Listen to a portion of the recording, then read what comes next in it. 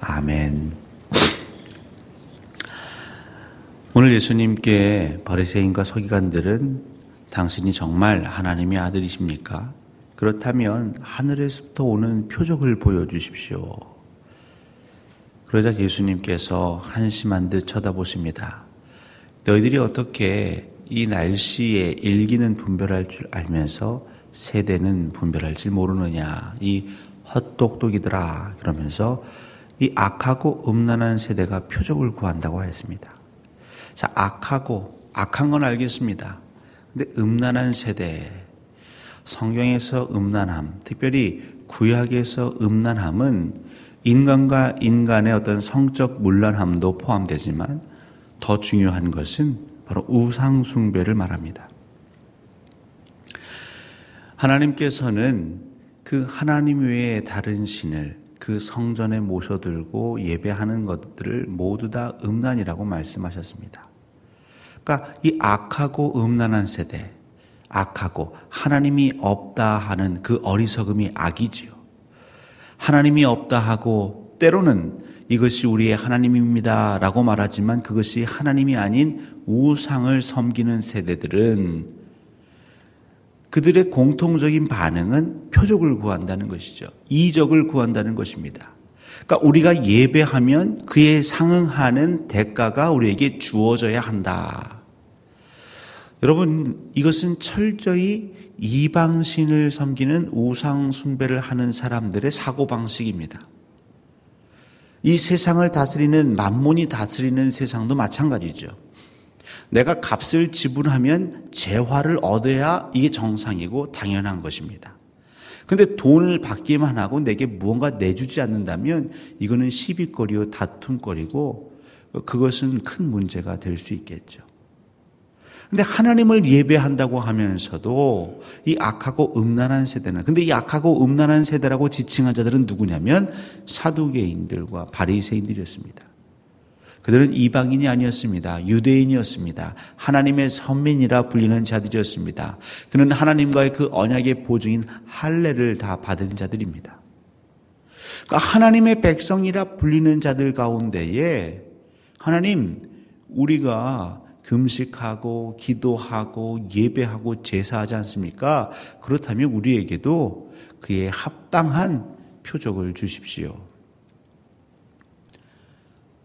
사실 이 부분이 저희들이 늘 힘든 부분이지요. 우리가 정말 힘을 다하여 목숨을 다하여 하나님을 섬긴다고 하는데 왜 하나님 그 일하시는 징표를 보이지 아니하십니까?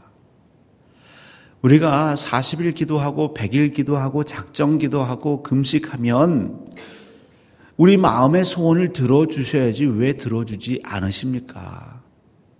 우리가 사람들에게는 그렇게 얘기하지 않지만 하나님을 향하여서는 그런 섭섭한 마음을 갖는 이들이 종종 있습니다. 알아주지 않음, 또 채워지지 않음. 결국 우리가 무엇을 위해 예배하고 기도했었는지를 살펴야겠죠. 우리는 하나님께 예배한 것이 아니라 내 마음의 소원이 이루어지기를 예배한 것입니다. 하나님께서는 그것을 우상이라고 지칭하셨습니다. 우리가 기도하고 아뢰을 수는 있지만 그것이 어떤 집념으로 반드시 이 문제를 해결해야겠다라는 그런 집념으로 기도하거나 예배하는 것이 아니라 이 문제로 아프고 괴로운 것은 사실이나 이 괴로움 가운데에서 하나님, 제가 믿음으로 설 수 있게 하옵소서 하는 것이 하나님이 바라시는 진짜 예배라는 것이죠. 너희들에게 표적을 보여주지 아니하여도, 이적을 내리지 아니하셔도, 풀무불에서 건져내시지 아니하실지라도 저희들은 거기에 관심이 있는 것이 아닙니다. 하나님, 저희들은 제밥에 관심이 있는 것이 아닙니다. 저희들은 오직 여호와 한 분이면 그것으로 충분하고 넉넉합니다. 우리 성도들이 항상 우리 여호와의 영이, 성령이 거하시는 전을 정결케 하셔야 할 터인데, 그 정결케 하는 건 무엇이냐면 내가 내 마음의 소원을 이루기 위해 기도하고 예배하는가, 물론 어렵고 고난과 역경과 결핍 가운데 있지만 그 가운데에서도 그러한 주변의 환경의 변수에 영향을 받지 않고 그래도 하나님을 예배하고자 하는 이 마음을 내가 고스란히 지킬 것인가, 그 싸움인 것이죠. 특별히 오늘 16장 마지막 장 가시면 뭐라고 말씀하십니까?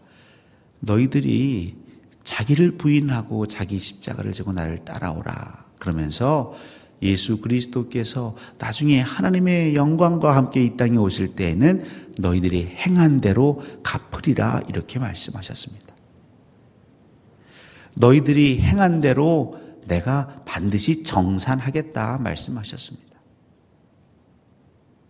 결국 그때마다 하나님께서 우리의 기도의 응답을 들으시고 하나님께서 우리가 간절히 바라는 대로 일하시면 좋을지 모르겠으나 그것이 우리의 신앙에 유익이 되지 않는다고 생각하신 하나님은 거기에 응답할 수도 있고 안 할 수도 있고, 하지만 그것이 사라지는 것이 아니라 우리가 구했던 그 간절함들, 그 고통 가운데에 눈물 흘렸던 것들, 그냥 그것이 그 기도하는 순간으로 사라지는 것이 아니라 하나님께서는 다 정산하셨다가 계산하셨다가 기억하셨다가 마지막에 그대로 갚으리라 하셨습니다.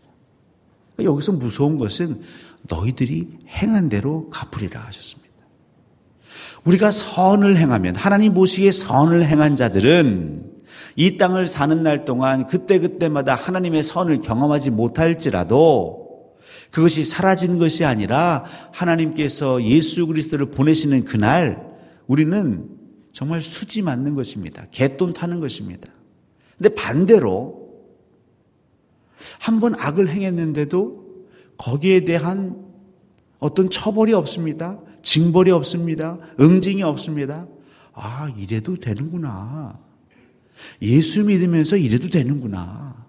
두 얼굴로 살아도 되는 것이고, 내 마음의 소원을 하나님의 이름을 빌려서, 예수 그리스도의 이름을 빌려서, 성경 말씀을 빌려서 사람들에게 강변하면서 나의 만족과 유익을 누려도 전혀 문제가 없구나. 교회를 통하여서 우리 인간의 영광을 취하여도 오히려 부흥이 되고 사람들은 더 좋아하는구나.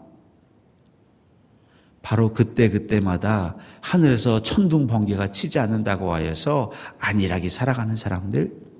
근데 그들도요, 그들이 행한 대로 하나님께서는 예수 그리스도를 통하여 인자가 다시 오실 그때에 그대로 갚아주신다고 말씀하십니다. 우리 예수 그리스도를 믿는 이들은 하루하루를 살아가는 게 맞습니다. 왜냐하면 우리의 종말이, 우리의 끝이 언제 올지 모르기 때문이죠. 여러분, 예수님이 언제 오실까요? 물론 이 말씀을 통하여 우리가 유추할 수 있는 것은 하나님의 마음을, 또 하나님의 뜻을 우리가 어느 정도 짐작해 볼 수 있기에 아직은 아닐 것이다, 이런 생각들을 하는 분들이 종종 있습니다. 저 역시도 그런 부류 중에 하나인데요. 이유는 하나님께서는 이 모든 세상을 사랑하시기 때문에 이 땅에 살아가는 모든 이들, 그들이 예수 그리스도를 알 수 있는 그래도 기회, 최소한의 기회는 그들에게 전해져야 공평하지 않을까라는 생각이 있는 것이죠. 하지만 이것도 인간의 생각입니다. 하나님은 언제 오실지 모릅니다. 최근에는 미디어의 발달로 선교사가 들어가지 아니하여도 얼마든지 복음이, 그리스도의 말씀이 전해질 수 있는 루트들이 굉장히 빠르게 열리고 있습니다. 동시에 하나님은 또 하나님의 백성들의 그 신음소리를 동일하게 듣고 계십니다. 물론 이 400년의 애굽 생활, 그것은 하나님께서 이미 어느 정도 예정하신 것도 있지만 이스라엘 백성들에게 어느 날 해성과 같이 모세가 나타나서 그들이 지도자가 되어 그들을 광야로, 그 애굽 밖으로 이끌어낼 것을 그들이 알았을까요? 몰랐습니다. 그들은 전혀 준비가 되지 않았습니다. 미리 짐을 싸놓은 적도 없고요. 미리 광야에서 살 것을 훈련한 적도 없습니다. 그냥 늘 일상처럼 살다가 갑자기 하나님께서 모세를 통해 그들을 이끌고 나가셨습니다. 단 그때 당시는요. 그래도 최소한 마음에 준비할 수 있는 짧은 시간을 주셨죠. 그 10번의 재앙을 통해서 모세가 나타나자마자 그들을 이끌고 가지는 않았습니다. 그런데 예수 그리스도 다시 오시는 그날에는 그러한 훈련이 없습니다. 그때는 주님 오시면 그것으로 모든 것은 마무리되는 것이죠. 결국 오늘이 우리가 정말 하나님 앞에서 온전히 행할 수 있는 마지막 날일 수도 있고요. 어제까지 하나님의 뜻을 이루지 못한 것을 만회할 수 있는 복된 날일 수도 있는 것입니다. 어제까지는 우리가 여호와를 예배하고 여호와를 경외한다고 하면서도 나도 모르게 내 안에 만족과 유익과 간절한 소원이 이루어지기를 위해서 하나님의 이름을 불렀었다라면 오늘만큼은 오직 여호와의 영광과 그 위엄을 찬양하고 예배할 수 있는 마지막 날이 될 수도 있는 것입니다. 심지어 하나님 이 세상에 썩어질 것, 그것 때문에 하나님의 영광을 구하는 것이 아니라 스스로 계신 하나님, 태초 전부터 영원 전부터 영원까지 계실 그 하나님, 저는 그저 그 하나님과 동행하면 족합니다.